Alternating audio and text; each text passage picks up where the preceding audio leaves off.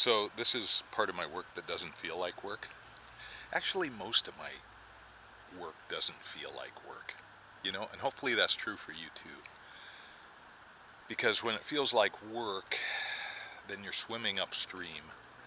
You're going against either your values or your inclinations or your natural self.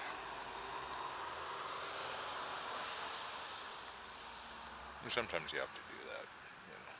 That's the world of work.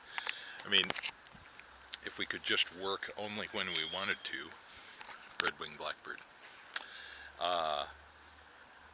that would be grand. But sometimes you have to work when you don't feel like working.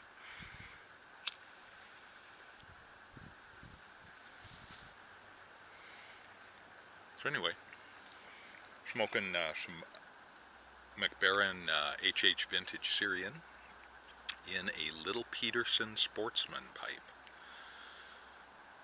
Talk about a tiny pipe. But a Sportsman because it's got an army mount, so it is kind of designed to be carried without the bit attached. And I put on one of my rubber bits there. Not rubber, vinyl. And it's a good smoking little pipe.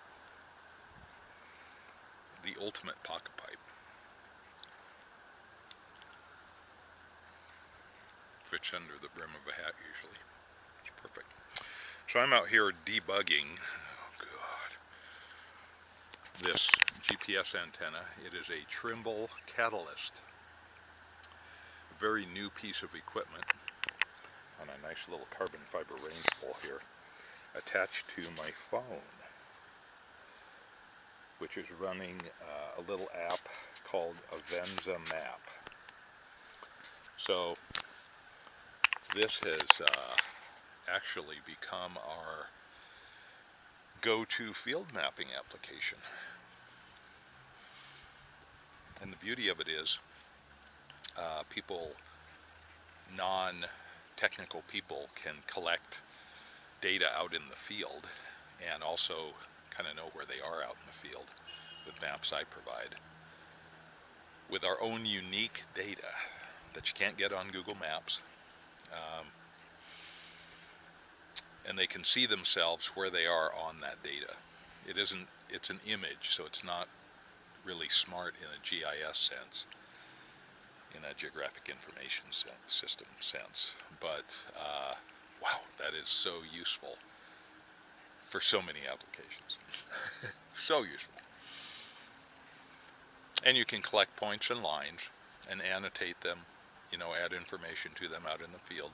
Not in a big GIS sort of way like ArcGIS Collector, but that's kind of the beauty of it. It's really limited, but it is simple as a result. So, we have kind of big fancy GPSs that can tie your shoelaces, but only if you know how to program, or they're very technical to use generally. So I wanted to find a tool that our cops could use out in the field, that our biologists could use, that our forester could use. So, and be cheap, inexpensive. So this kind of fulfills all those needs.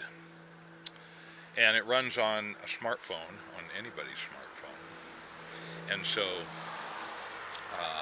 I provide the data to them. They run the app, and then they can see where they are. I use it for finding property corners out in the thick woods,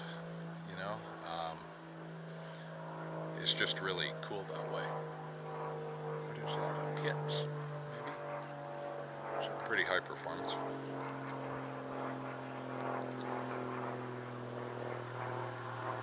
So I've been trying to debug this thing. I've had this since January.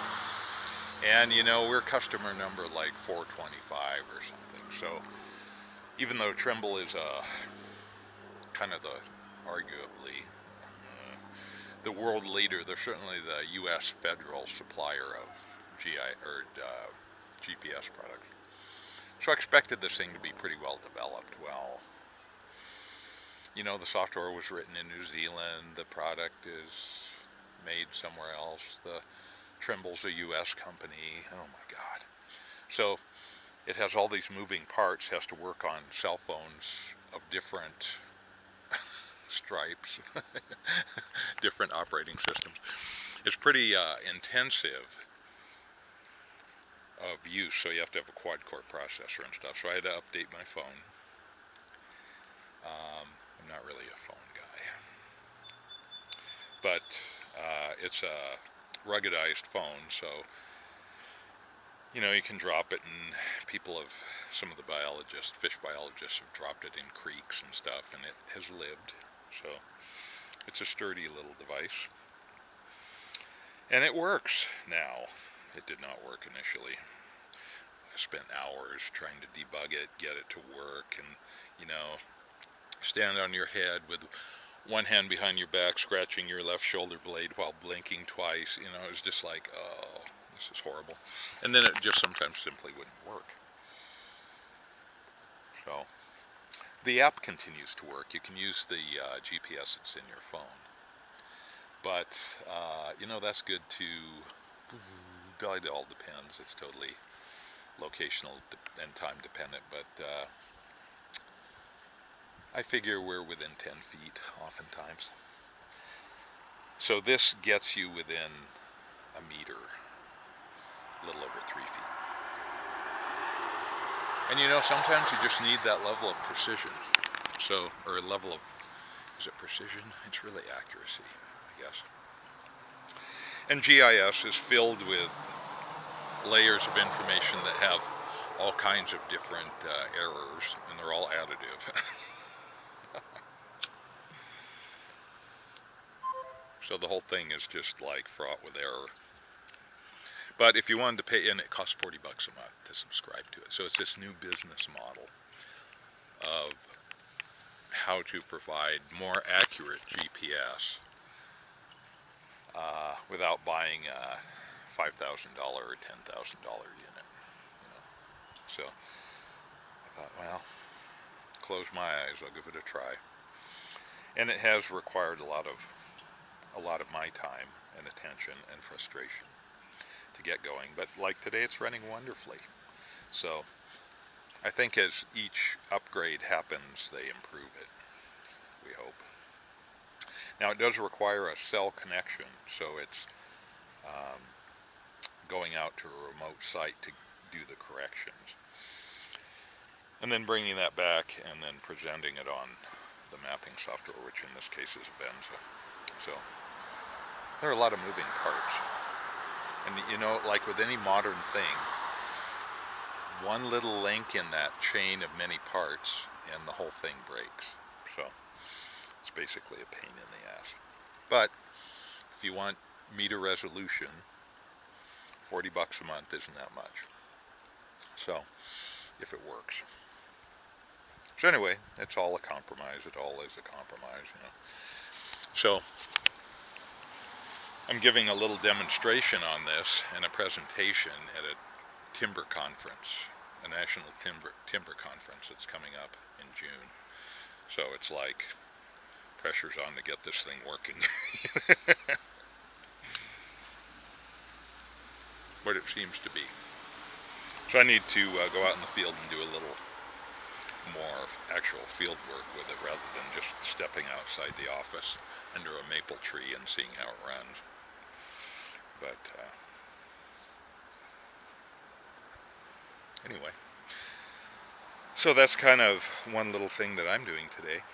Welcome to my world of work. I find it interesting to know what people do for work. You know, I mean, it's just so varied, and it just doesn't matter how much you get paid. You know, the importance of what you do, the exertion of what you do is just like not dependent on that. But anyway, work has always been a really interesting topic for me. So this is one of those Petersons that's kind of made for Lilliputians, for leprechauns.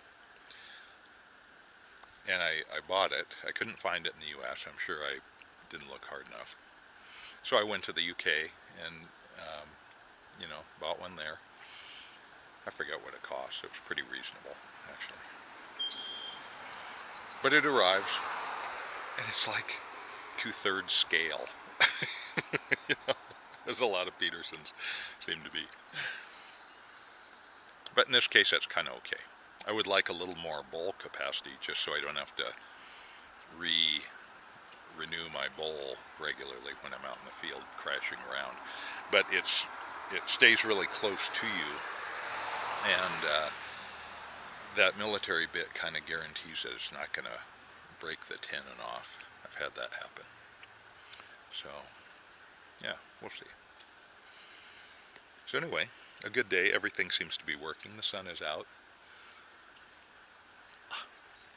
Life doesn't get any better. So I'm going to be in Chicago in a few days.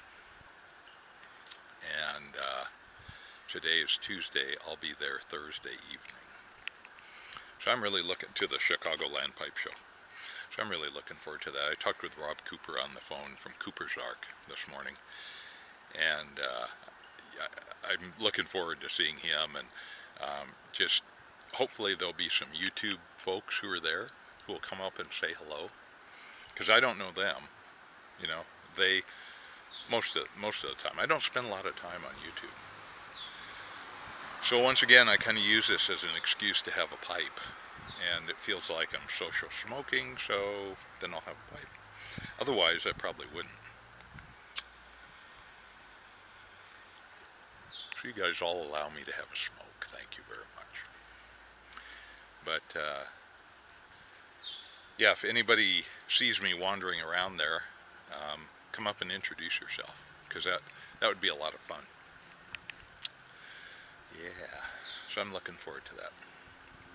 Little change of scenery. The weather's supposed to be decent, not exceptional, but not the usual Chicago, upper Midwest crazy weather they've had this winter. So it should be nice. And I'll be with friends, and it's going to be great. So I'll try and take a little video while I'm there too. But this is working well, so I'm doing a PowerPoint presentation, and we may even do a field exercise with it. I'm not sure. But anyway, life is good.